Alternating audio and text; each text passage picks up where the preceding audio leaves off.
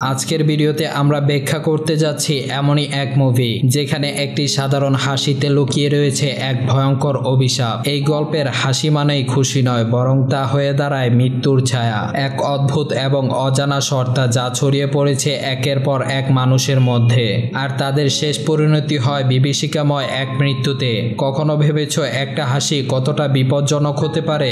চলো ঢুকে পড়ি ইসমাইল মুভির অন্ধকার জগতে। মুভির শুরুতে আমরা দেখতে পাই একটা মৃত নারীকে। তার বেডরুমে ওষুধ, সিগারেট, ড্রিঙ্ক সহ নানান কিছু এলোমেলোভাবে পড়ে আছে। ধারণা করা হয় যে এই নারী কোনো মানসিক সমস্যা বা ডিপ্রেশনে ছিল, কারণ একদিকে তার স্বামী বেঁচে নেই এবং সে একজন সিঙ্গেল মাদার, অন্যদিকে তার বড় মেয়ে তাদেরকে ছেড়ে চলে গিয়েছে, আর তাই সে এগুলো খেয়ে আত্মহত্যা করেছে।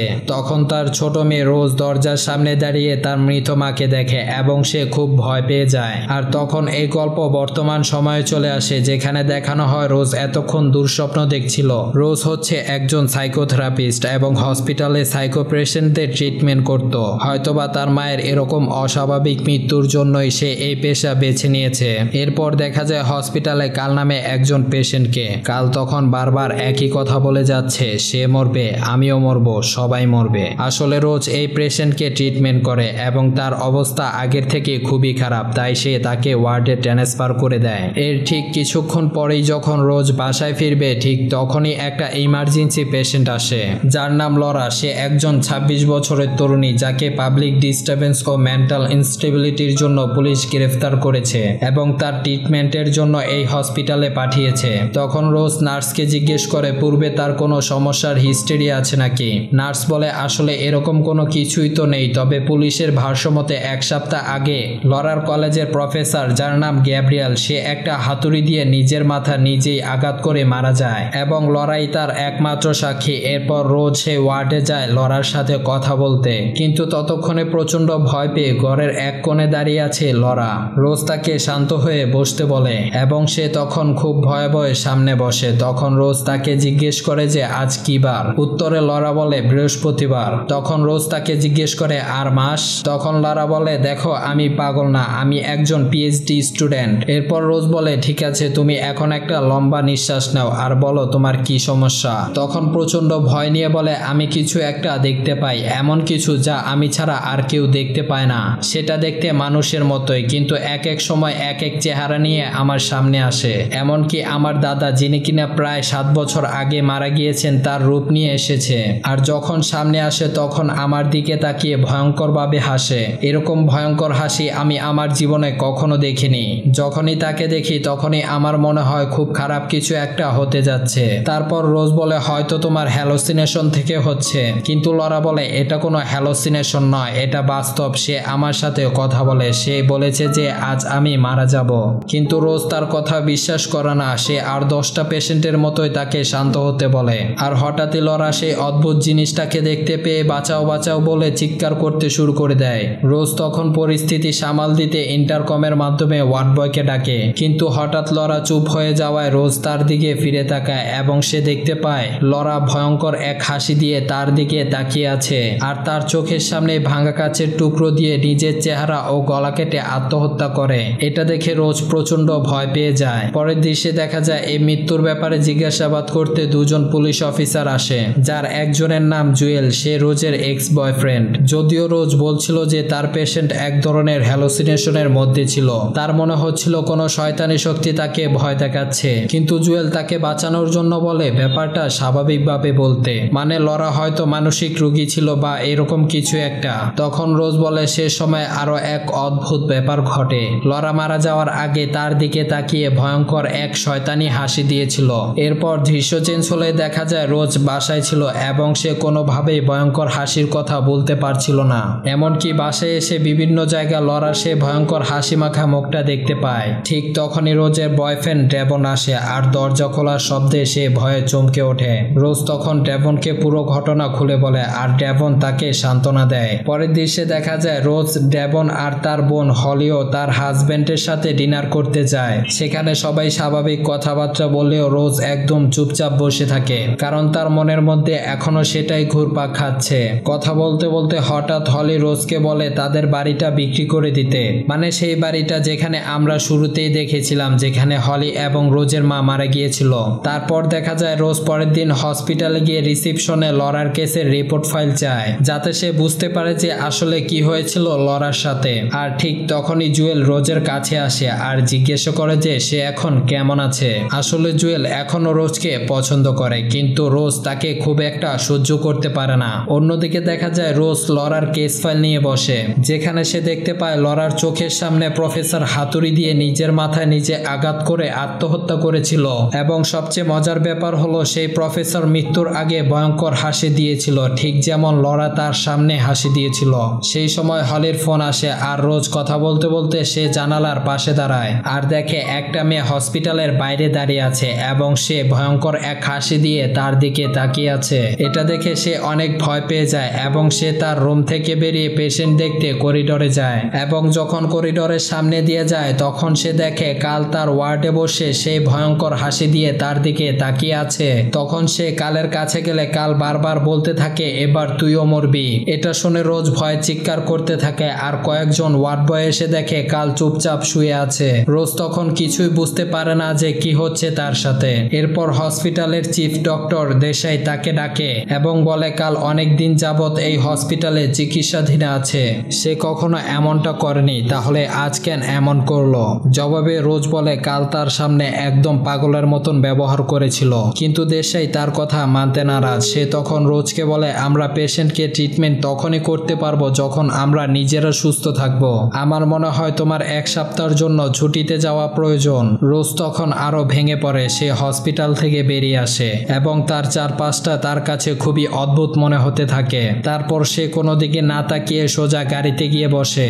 এরপর দেখা যায় আগামীকাল হলির ছেলের বার্থডে, তাই রোজ একটা গিফট শপে যায় আর একটা গিফট কিনে বাসায় ফিরে আসে এবং সেটা সে প্যাক করে। এরপর রোজ কিচেনে যায় আর ঠিক তখনই হঠাৎ ঘরের সিকিউরিটি অ্যালার্ম বেজে ওঠে। সে প্রচন্ড ভয় পেয়ে যায়, চিৎকার করতে থাকে। তার মনে হয় কেউ হয়তো তার ঘরে প্রবেশ করেছে এবং সে চেক করে দেখে পিছনের দরজা খোলা, কিন্তু পুরো বাসায় সে কাউকে খুঁজে পায়নি। এরপর সিকিউরিটি অফিস থেকে ফোন আসে আর সে রোজকে তার নাম পাসওয়ার্ড জিজ্ঞেস করে এবং ফোনের ওপাশ থেকে বলে ম্যাডাম মনে হচ্ছে আপনার ঘরের পেছনের দরজা খোলা, আপনার ঘরে কেউ প্রবেশ করেছে। রোজ বলে না, কেউ আসেনি। তখন পাশ থেকে বলে সত্যি আপনার ঘরে কেউ আসেনি, আপনি আপনার পিছনে ফিরে দেখুন তো। রোজ তখন প্রচন্ড ভয় পেয়ে যায় আর তার পেছনে ফিরে দেখতে যায়। ঠিক তখনই আবারও ফোন বেজে ওঠে আর সেটার শব্দে তার হুঁশ ফিরে আসে। সে বুঝতে পারে এগুলো শয়তানের কাজ যে তাকে ভয় দেখাচ্ছে। তারপর সে দেখে যে ফোন তার হাতে নেই, বরং তার ডেস্কেই বাজছে। ভয়ে ভয়ে সে আবারও ফোন হাতে নেয়, তবে এবার সত্যি সত্যি সিকিউরিটি অফিস থেকে কল এসেছে। রোজ তখন খুব ভয় পেয়ে যায় আর ওদিকে দেখা যায় দুজন পুলিশ অফিসার তার বাসায় চলে আসে। তারা রোজের পুরো বাসা চেক করে আর বলে আমরা সব জায়গায় চেক করে দেখেছি, কোথাও কেউ নেই। আমার মনে হয় আপনি পিছনের দরজা লাগানোর সময় লক করতে ভুলে গিয়েছিলেন। রোজ তখন বুঝতে পারে না যে সে কি করবে। ঠিক তখনই ড্রেবন আসে এবং সে অবাক হয়ে রোজকে জিজ্ঞেস করে কি হয়েছে। রোজ তখন তাকে পুরো ঘটনা খুলে বলে। এর কিছুক্ষণ পরেই রোজ তার পোষা বিড়াল মোস্টেসের জন্য খাবার রেডি করে আর তাকে ডাকে, কিন্তু বিড়ালটার কোনো সারা শব্দ পায় না। রোজ তখন ঘরের বাইরে খুঁজেও বিড়ালটাকে পায় না। তারপর তারা শুয়ে পড়ে। তখন রোজ আবার সেই দুঃস্বপ্ন দেখে যেখানে তার মা একটা বিছানায় মরে পড়ে আছে এবং তার ঘুম ভেঙে যায়। তারপর সে তার ল্যাপটপ নিয়ে বসে লরার সেই দিনের রেকর্ডের কথাগুলো আবার শোনে এবং সেখানে সে তাদের দুজনের কথা ছাড়াও আরো একটা শব্দ শুনতে পায়, কিন্তু ওটা কিসের শব্দ তা সে বুঝতে পারে না। ঠিক তখনই আচমকা তার মার প্রেতাত্মা এসে তাকে ভয় দেখায়। রোজ তখন প্রচন্ড ভয় পেয়ে চিৎকার করলে ডেভন চলে আসে। ডেভন তাকে থামায়। পরে দেখা যায় রোজ ডাক্তারের কাছে যায় যে অনেক আগে রোজকে সাইকিয়াট্রিক ট্রিটমেন্ট করত। রোজ তাকে লরার ঘটনা বলে এবং আরো বলে যে এরপর থেকে নিজের মধ্যে এক ধরনের অপরাধবোধ কাজ করছে, আবার এক ধরনের ভয়ও কাজ করছে। রোজের কাছে সবকিছু শুনে ডক্টর বলে যে আসলে তোমার মায়ের মৃত্যুর ট্রমা আজও তোমার মাঝেই রয়ে গিয়েছে আর তাই তোমার এমনটা হচ্ছে। তখন বলে যে ওই ঘটনার পর থেকে আমি মাঝে মাঝে কিছু একটা দেখতে পাই, ঠিক যেমন আমার পেশেন্ট লরা তার মৃত্যুর সময় দেখেছিল এবং আজব আজব শব্দ শুনতে পেত। আসলে রোজ তার মায়ের মৃত্যুর পরেও সেই ডক্টরের কাছেই থেরাপি নিত, কিন্তু ডক্টর তার কোনো কথাই বিশ্বাস করেনি। সে তাকে বলে যে আমার মনে হয় এসব কিছু ভুলে থাকার জন্য তোমার আবার আমার কাছেই থেরাপি নেওয়া দরকার। ডক্টরের কথা রোজের কাছে ভালো লাগে না, কারণ তার মনে হয় এসবের পেছনে কোনো শয়তানি শক্তি রয়েছে যে সব সময় তাকে নানানভাবে ভয় দেখাচ্ছে। পরের দৃশ্যে দৃশ্যে দেখা যায় রোজ সেই গিফট নিয়ে হলির ছেলের বার্থডে পার্টিতে যায় এবং পার্টি শেষে হলির ছেলে সবার গিফট খুলে খুলে দেখছিল।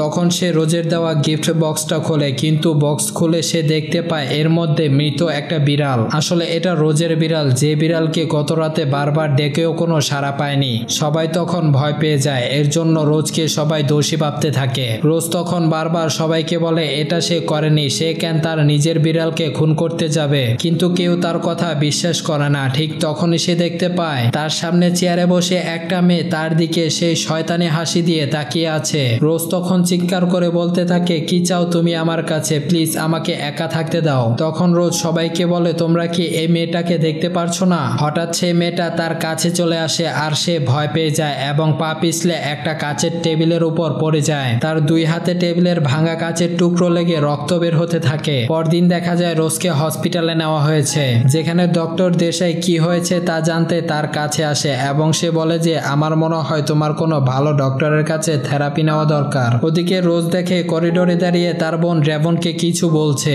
এবং ড্রেভনেতে কিছুটা ভয় পেয়ে যায়। তারপর তাকে নিয়ে বাড়িতে আসার সময় রোজ তাকে বলে যে সে কিছু একটা দেখতে পায় এবং তার মনে হয় তার পেশেন্ট মৃত্যুর সময় সে যাকে দেখে ভয় পেয়েছিল সেটা এখন তাকে ভয় দেখাচ্ছে। তখন ড্রেভন তার কথা শুনে খুব ঘাবড়ে যায়, বলে তুমি কি ভূত পেতের কথা বলছো? রোজ বলে না, এটা ভূত পেত না, এটা অন্য কিছু। কিন্তু ড্রেভন তার কথা বিশ্বাস করে না, কারণ সে ভূত পেতকে খুবই ভয় পায়। তাছাড়া সে বলে আমি বইয়ে দেখেছি এরকম মানসিক সমস্যা তার মা বাবার কাছ থেকেই পায়, আর আমি এমন কাউকে বিয়ে করতে যাচ্ছি যে মানসিক সমস্যায় ভুগছে। রোজ বলে আসলে ব্যাপারটা তেমন কিছুই না, আমি কোনো মানসিক রোগী না। তখন তাকে জিজ্ঞেস করে যে বিড়ালটাকে তুমি যদি না মেরে থাকো তাহলে কে মেরেছে? জবাবে রোজ বলে ওই শয়তানের কাজ, সেই বিড়ালটাকে মেরেছে। কিন্তু ড্রেভন কোনো কথাই আর বিশ্বাস করে না। অন্যদিকে দেখা যায় রোজ এখন খুবই একা হয়ে গিয়েছে, সারাক্ষণ সে একটা ভয়ের মধ্যে থাকে এবং ড্রেভনও ভয়ে এখন তার সাথে এক বিছানায় থাকে না। রোজ ল্যাপটপ খুলে সে প্রফেসরের কেসের ব্যাপারটা জানতে ইন্টারনেটে সার্চ দেয়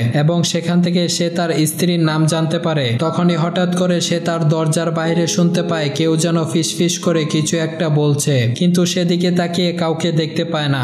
ভয়ে ঘরের লাইট অফ করে শুয়ে পড়ে। আর তখন তার মায়ের কথা মনে পড়ে। তার মা মৃত্যুর আগে বলেছিল রোজ আমাকে সাহায্য করো, আমি খুব বড় একটা ভুল করে ফেলেছি। কিন্তু রোজ তার কাছে যেত না, কারণ তার মা তখন খুব আজব ব্যবহার করত।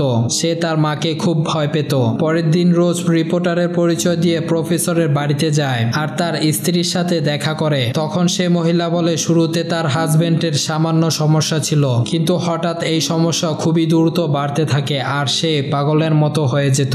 সে কখনো কখনো মাঝরাতে সে চিৎকার করে ঘুম থেকে জেগে উঠত। তারপর সে আর ঘুমাতো না, এমনকি নিজের সাথে নিজেই বিড়বিড় করে কি যেন বলতো। সেও আজব কিছু একটা দেখতো। তারপর একদিন আত্মহত্যা করে ফেলে। তখন পুলিশ এসে আইডেন্টিফাইয়ের জন্য আমাকে যেতে বলে। কি যে ভয়ঙ্কর চেহারা ছিল তার, সে ভয়ঙ্কর চেহারা আমি আজীবনও ভুলতে পারবো না। তখন রোজ তাকে জিজ্ঞেস করে প্রফেসর কখনো বলেছিল যে সে কি দেখে এত ভয় পেত।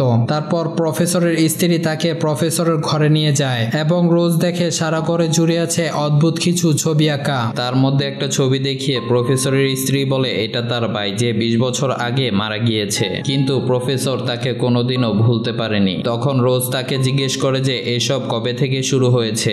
জবাবে প্রফেসরের স্ত্রী বলে একটা মিটিং থেকে ফেরার পর থেকেই সে এরকম শুরু করে এবং সেখানে তার সামনে একটা মহিলা আত্মহত্যা করেছিল।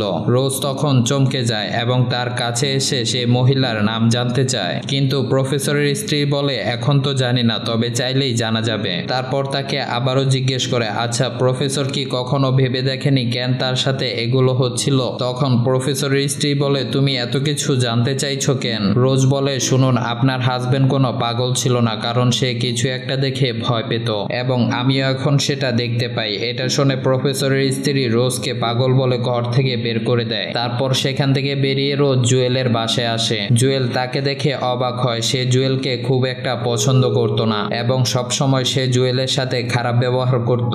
তারপর জুয়েলকে বলে তোমার কাছে আমার একটা সাহায্য লাগবে। আনুমানিক 9 দিন আগে গ্যাব্রিয়েল নামের একজন প্রফেসর আত্মহত্যা করেছে। আমি জানতে চাচ্ছি যে সে কি অন্য কোনো মামলার সাথে জড়িত ছিল নাকি। তখন জুয়েল বলে যে প্রফেসর আরো 1 সপ্তাহ আগে অ্যাঞ্জেলা নামের একজন মহিলার আত্মহত্যার একমাত্র সাক্ষী ছিল। তারও কিছুদিন আগে অন্য একজন সেই মহিলার সামনে আত্মহত্যা করেছিল। জুয়েল তখন সেই ঘটনার একটি সিসিটিভি ফুটেজ ইন্টারনেটে দেখতে পায়, যেখানে দেখা যায় একটা লোক হাসতে হাসতে মহিলার সামনে গিয়ে নিজের গলা নিজে কেটে আত্মহত্যা করে। রোজ তখন সকলের এভিডেন্সের কপি তার কাছ থেকে নিয়ে যায়। পরের দৃশ্যে দেখা যায় রোজ বাসায় যায় ডেভনের সাথে ঘটনাগুলো নিয়ে কথা বলতে, কিন্তু সে দেখে ডেভনের সাথে ডক্টর বসে আছে। সেটা দেখে রোজ খুবই রেগে যায়, কারণ এর আগে ডক্টর তার কথা বিশ্বাস করেনি। তখন ডেভন তাকে বোঝানোর চেষ্টা করে, কিন্তু রোজ তার কোনো কথা না শুনে বাসা থেকে বেরিয়ে হলির কাছে চলে যায়। কিন্তু হলির হাজবেন্ড তার ছেলের ওই দিনের ঘটনায় তাকে বাসায় ঢুকতে দিতে চায় না। তখন হলি বাইরে আসে এবং রোজ তাকে বলে, আমি নিশ্চিত যে আমি অভিশপ্ত হয়ে গিয়েছি, কারণ আমার সে পেশেন্ট অভিশপ্ত ছিল এবং মৃত্যুর সময় সে আমাকে অভিশপ্ত করে দিয়ে গিয়েছে। এখন সেই শয়তান আমাকে ভয় দেখায়। রোজ তখন তাকে এভিডেন্সগুলো দেখায় এবং বলে এরা সবাই সেই অভিশপ্ত শয়তানের শিকার হয়েছিল। কিন্তু হলি এই সব অভিশাপে বিশ্বাস করে না। সে বলে যে মৃত্যুর আগে মা ঠিক এমনই করত। হলি তখন তাকে এখান থেকে চলে যেতে বলে। এটা শুনে রোজের খুব খারাপ লাগে আর সে চুপচাপ তার গাড়িতে চলে আসে। তারপর দেখা যায় হলি ঘর থেকে বেরিয়ে সোজা তার গাড়ির সামনে দাঁড়ায় এবং মাথা নিচু করে এমন ভাবে রোজের দিকে তাকায় যেন মনে হয় তার ঘাড় ভেঙে পড়ে যাচ্ছে। এটা দেখে রোজ ভয়ে চিৎকার করতে শুরু করে। তারপর দেখা যায় রোজ একটা রেস্টুরেন্টের সামনে গাড়িতে বসে কিছু একটা খাচ্ছিল। ঠিক তখনই জুয়েল তাকে ফোন করে বলে যে আমি খোঁজ নিয়ে দেখলাম যে এরকম আরো 20টা ঘটনা ঘটেছে, তার মধ্যে 19 জনের মৃত্যু একইভাবে হয়েছে আর এরা সবাই একে অন্যের খুনের সাথে জড়িত। আমার কাছে এটা একটা প্যাটার্নের মতন লাগছে, তবে যেই এটা করছে খুব খারাপ করছে। এটা শুনে রোজ বলে তুমি বলেছো 20 জনের মধ্যে 19 জন, তাহলে আরেকজনের কি হয়েছিল? জুয়েল বলে একজনের সাথে প্যাটার্ন মিলেনি, যার নাম রবার্ট। তার বিজনেস পার্টনার তার সামনে আত্মহত্যা করেছিল এবং তার ঠিক 4 দিন পর রবার্ট কোনো এক অচেনা মহিলাকে হত্যা করে, কিন্তু 1 সপ্তাহ পর সেই মহিলার খুনের একমাত্র সাক্ষী আত্মহত্যা করে এবং আবার শুরু হয় সেই প্যাটার্ন। আর রবার্ট এখন জেলে আছে। এরপর দেখা যায় রোজ জুয়েলের সহযোগিতা নিয়ে রবার্টের সাথে দেখা করতে আসে। তখন রবার্টকে বলে আমার একজন পেশেন্ট 4 দিন আগে একজনকে আত্মহত্যা করতে দেখে। তারপর থেকে সে আজব কিছু দেখতে পায় যেটা তাকে ভয় দেখায়। তুমি হত্যা করার আগে কি এমন কিছু দেখেছো? তখন রবার্ট পুলিশকে বাইরে যেতে বলে। জুয়েল বাইরে চলে যাওয়ার পর রবার্ট সবকিছু খুলে বলে। সে বলে যে আমি এটার ব্যাপারে খোঁজ নিয়ে দেখেছি, এরকম ঘটনা আরো অনেক ঘটেছে। কয়েক বছর আগে ব্রাজিলে এক লোকের এমন হয়েছিল এবং সে তখন তার এক প্রতিবেশীকে তার স্ত্রীর সামনে হত্যা করে। অভিশাপকে সেই মহিলার মধ্যে ট্রান্সফার করে দেয়। তোমার পেশেন্টকে বাঁচাতে হলে তাই করতে হবে, না হলে সে নিজে নিজে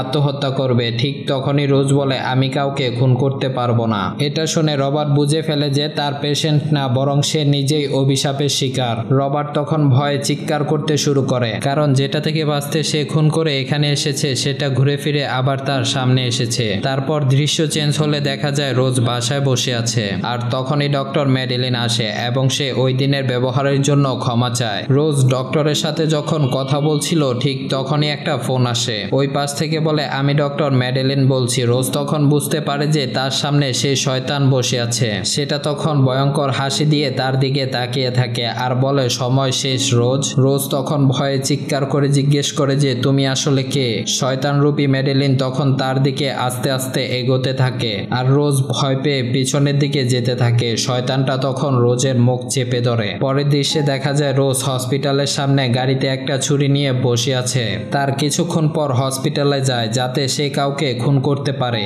আর তার অভিশাপ অন্য কারো উপর দিয়ে দিতে পারে। রোজ তখন কালের রুমে যায়। ডক্টর দেশাই রোজকে দেখে তার পেছন পেছন সেখানে যায় আর দেশাইয়ের চোখের সামনে সে কালের পেটে ছুরি ঢুকিয়ে দেয় এবং বারবার আঘাত করতে থাকে। তখন এটা দেখে দেশাই তার মুখের চামড়া টেনে ছিঁড়ে ফেলে। এটা দেখে চিৎকার দিতে রোজের হোশ ফিরে আসে। রোজ তখন বুঝতে পারে যে এটা সেই শয়তানের কাজ। ঠিক তখনই ডক্টর দেশাই তার গাড়ির কাছে আসে এবং তাকে জিজ্ঞেস করে যে সে এখানে কেন এসেছে। উত্তরে রোজ বলে এমনিতে এসেছি, কিন্তু গাড়ির ভিতর দেশাই ছুরি দেখে ভয় পেয়ে যায় এবং সে বলে চলো আমরা ভিতরে গিয়ে কথা বলি। আমার মনে হয় এখন তোমার একা থাকা ঠিক না। তবে রোজ তার কোনো কথা না শুনে গাড়ি নিয়ে সেখান থেকে চলে যায়। তখন জুয়েল তাকে ফোন করে বলে পুলিশ সবাইকে তোমার থেকে সাবধানে থাকতে বলেছে, আসলে তোমার হয়েছেটা কি? জবাবে রোজ বলে আমি জেনে গিয়েছি আমাকে কি করতে হবে। ওই শয়তান চায় যে একজন আত্মহত্যা করুক আরেকজন সেটা দেখুক যাতে সে তাকে অভিশপ্ত করতে পারে, কিন্তু আমার মৃত্যুর যদি কোনো সাক্ষী না থাকে তাহলে এটা আর কাজ করবে না। তার মানে আমি যদি একা থাকি তাহলে সে শয়তান যা চায় তা সে পাবে না আর আমি সহ্য করতে পারছি না এবং আমি তার মুখোমুখি হতে চাই। তখন জুয়েল বলে ওকে আমি আসছি,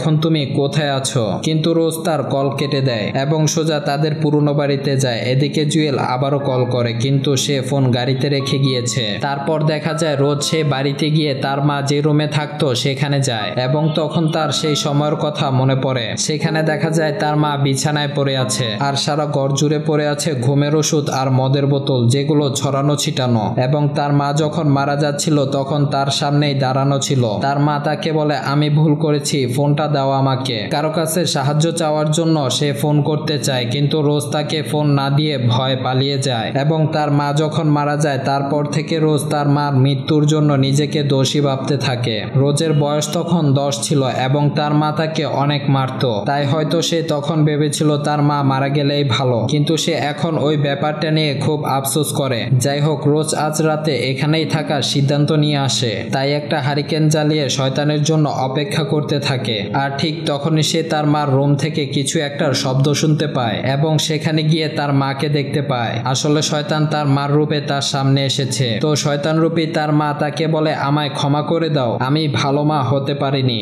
আসলে আমি যা চাইতাম তা আমাকে দিয়ে হতো না, আমার ভিতরে খারাপ কিছু একটা ছিল।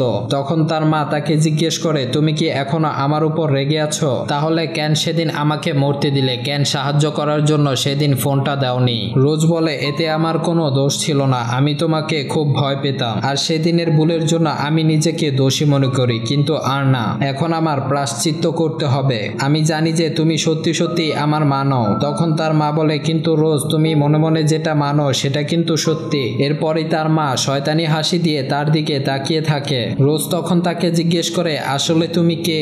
আমার সাথে কেন এমন করছো? জবাবে শয়তান বলে, তুমি আমাকে তোমার মধ্যে ঠাঁই দিয়েছো। তারপর অভিশপ্ত শয়তান তার উপর হামলা করে এবং রোজকে বলে, তুমি আমাকে তোমার মনে ঠাঁই দিয়েছো। আর রোজ তখন তার মনকে কন্ট্রোল করে আর সেই শয়তানের একটা হাত ভেঙে দেয় এবং তার হাতে থাকা হারিকেন দিয়ে তাকে জ্বালিয়ে পুড়িয়ে দেয়। এরপর রোজ সে বাড়ি থেকে বেরিয়ে সোজা জুয়েলের কাছে যায় এবং তাকে বলে, আমি সব সময় তোমার সাথে খারাপ ব্যবহার করেছি, আমি এখন থেকে তোমার কাছেই থাকতে চাই, তুমি কি বলো? তখন জুয়েল বলে, হ্যাঁ অবশ্যই, আমি সারা জীবন তোমার পাশেই থাকবো। আর তখনই তার চারপাশটা ঠিক তখনই সত্যিকারের জুয়েল তাকে পেছন থেকে ডাক দেয়, কিন্তু রোজ এবার সত্যি সত্যি ভয় পেয়ে যায়। সে দৌড়ে এসে বাড়ির ভিতরে ঢুকে দরজা লাগিয়ে দেয় আর তখনই সে শয়তান ভয়ঙ্কর চেহারা নিয়ে হাসতে হাসতে তার সামনে আসে আর নিজের মুখের চামড়াটা টেনে ছিঁড়ে ফেলে। এটা দেখে রোজ চিৎকার করে কাঁদতে থাকে। ওদিকে জুয়েল বারবার দরজা খোলার কথা বললেও রোজ দরজা খোলে না। তারপর সেই শয়তান রোজের মুখ দুহাত দিয়ে টেনে বড় করে তার মুখে নিজের মাথা ঢুকিয়ে দেয়। আর জুয়েল তখন ঘরে ঢুকে রোজকে ডাকতে থাকে। হঠাৎ সে দেখতে পায় রোজ ঘরে থাকা কেরোসিন তার সারা গায়ে ঢেলে এক অদ্ভুত শয়তানি হাসি দিয়ে তার দিকে তাকিয়ে আছে। এবং জুয়েল কিছু বুঝে ওঠার আগে রোজ তার হাতে থাকা লাইটার দিয়ে নিজের গায়ে নিজেই আগুন লাগিয়ে দেয় এবং তার চোখের সামনে রোজকে আত্মহত্যা করতে দেখে এবং সেই শয়তানের অভিশাপ তার উপর চলে আসে। আর এখানেই মুভিটি সমাপ্ত হয়ে যায়। তো মুভিটি আপনাদের কাছে কেমন লেগেছে অবশ্যই একটা কমেন্ট করে জানিয়ে দেবেন। যদি ভিডিওটা ভালো লাগে তাহলে বলবো অবশ্যই ভিডিওটাতে একটা লাইক করবেন। আপনাদের এই একটা লাইকের কারণে পরবর্তী ভিডিও বানাতে আমরা উৎসাহিত হব। তো অবশ্যই লাইক বাটনটাকে কেউ মিস করবেন না। আর যদি চ্যানেলটাকে সাবস্ক্রাইব করা না থাকে তাহলে অবশ্যই চ্যানেলটাকে সাবস্ক্রাইব করে রাখবেন, কারণ পরবর্তী যখন আমরা নতুন কোনো গল্প আপলোড দেব সেটার নোটিফিকেশন সবার আগে আপনার কাছে চলে যাবে। তো আজকের মতন এ পর্যন্তই। সবাই ভালো থাকবেন, নেক্সট ভিডিওর জন্য অপেক্ষা করবেন। খুব তাড়াতাড়ি আবার নতুন কোনো গল্প নিয়ে চলে আসবে। আসসালামু আলাইকুম, টাটা।